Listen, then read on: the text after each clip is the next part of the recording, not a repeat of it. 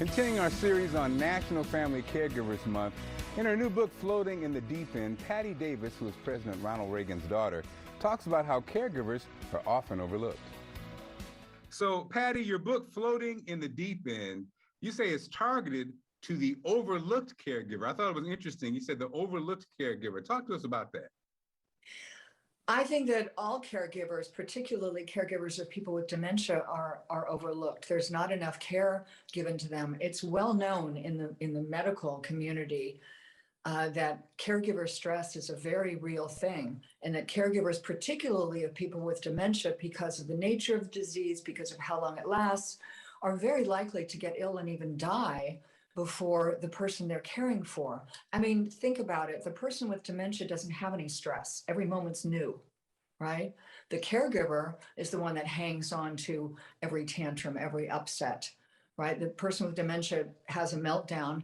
20 minutes later, they don't remember they had it. 20 days later, the caregiver is still obsessing over it, right? So it's a very, very real thing. Going back to your book in 1994, when your late father, President Ronald Reagan, was diagnosed with Alzheimer's, the family became a poster family for the disease. And you talked about, because of that, a lot of the caregivers would approach you. And you said in the book that a lot of times they appear to be haunted. Explain what you mean by that. I would just see a look in people's eyes that said to me, they don't have a lot of people to talk to about this. I mean, I felt very alone, and I kind of accepted my aloneness on this journey and sort of went, okay, I'm on this path, and I just hung on to my faith and everything. But when people would approach me, I almost could tell before they started talking what they were going to say to me. I was living in New York at the time, so people approaching you is sort of a common thing, right? It's not like I was in LA in cars. And people would tell me like little bits of things, that my mother has Alzheimer's, and oh, it's really hard. Oh, I'm so sorry, and for a really rough time. And then they'd be gone. I said in the book, I felt like I was in the French underground, with like little snippets of information, but I wasn't supposed to get the whole story, right? Because I think people were just so used to, I can't talk about this. There was a lot of shame around it. There was a lot of embarrassment around it.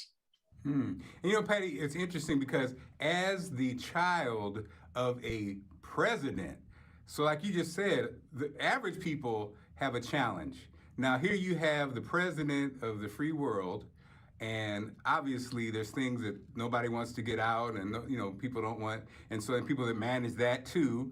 I'm sure that had to be very challenging. Our family has dealt with dementia and Alzheimer's as being caregivers. But talk to us about, that relationship you had when he was fully cognitive. Well, because I had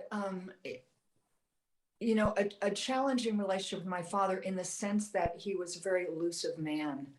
I think in retrospect, it probably served me well going into Alzheimer's because I wasn't expecting anything.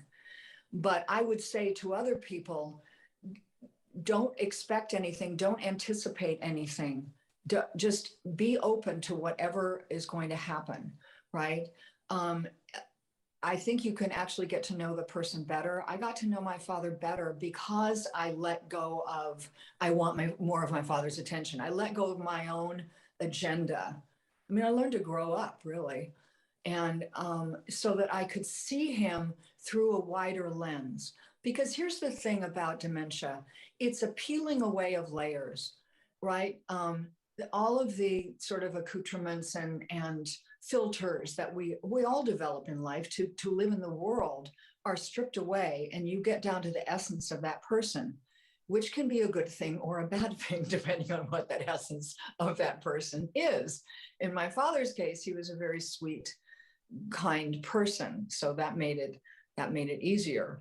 But I would say to people, accept whatever is there, accept it as a learning process.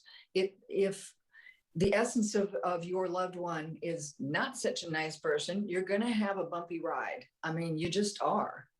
So, but if you go into it kind of taking a deep breath and going, okay, I'm in this, I don't know what's going to happen. I'm in this. You're going to be much better rather than trying to anticipate and certainly trying to control. Patti, that was, I mean, so well said and perfect. Again, in this month that we focus on the caregivers. Thank you so much for this book. Thank you so much for your great information and continued success. Thank you so much. You can find out more information and get her book at booksbypattidavis.com.